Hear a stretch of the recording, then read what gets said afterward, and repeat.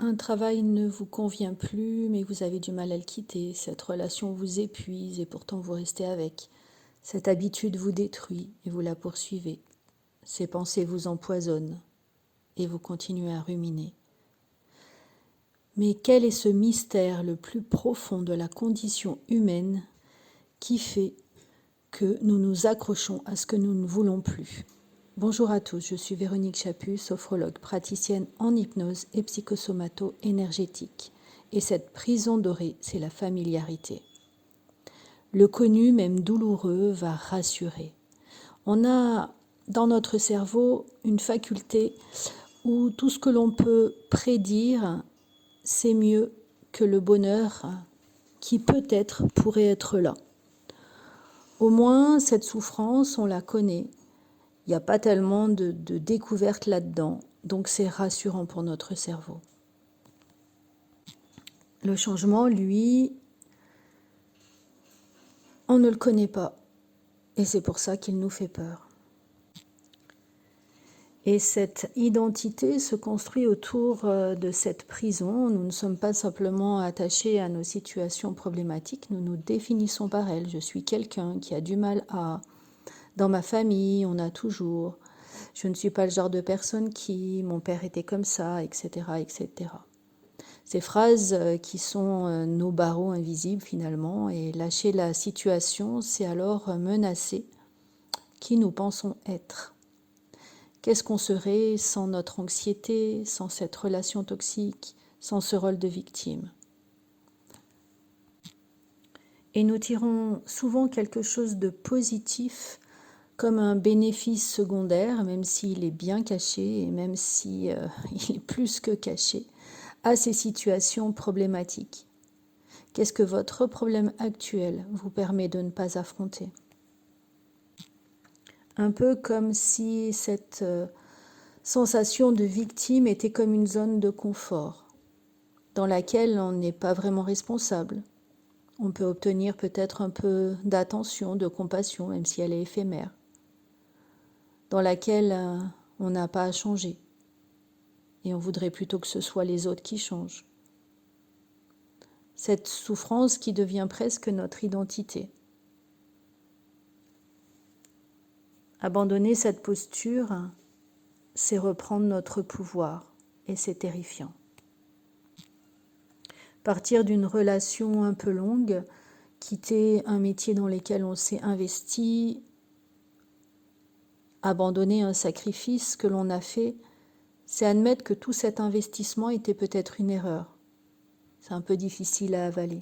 Alors on continue à s'investir, on continue à espérer. C'est un peu la logique de ce joueur qui mise toujours plus pour compenser ses pertes. Et pourtant, à long terme, nous regrettons davantage ce que nous n'avons pas fait que ce que nous avons fait. Les études sont formelles. Nous regrettons les risques non pris, les paroles non dites, les départs non effectués.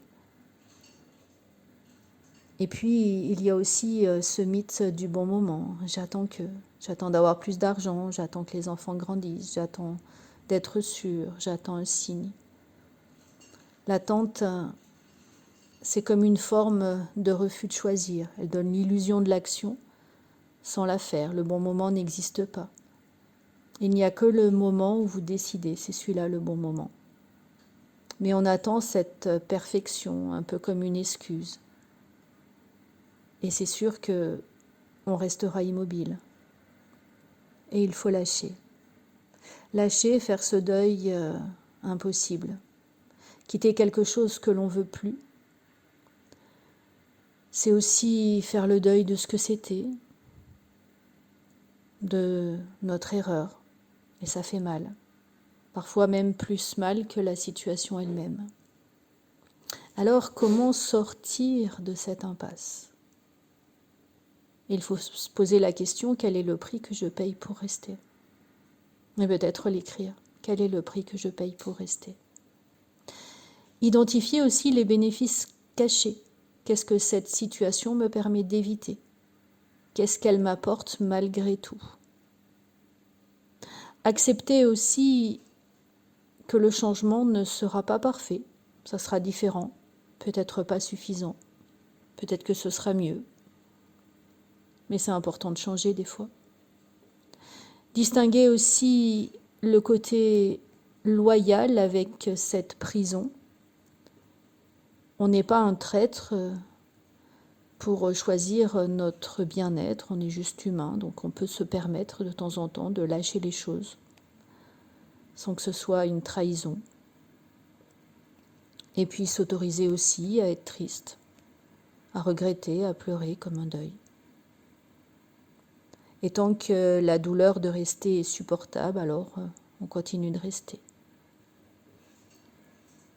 Plus vous vous accrochez, plus vous perdez. Plus vous lâchez, plus vous vous trouvez. Et lâcher, c'est certainement pas abandonner, c'est cesser de lutter contre le courant, c'est en faire une force, c'est faire confiance à notre capacité de nager vers autre chose. Alors, j'espère que, comme disait Joseph Campbell, nous devons être prêts à nous débarrasser de la vie que nous avons planifiée pour pouvoir vivre la vie qui nous attend. J'espère en tout cas que cette capsule vous sera utile, vous permettra de regarder le changement d'un air plus positif, avec un autre élan.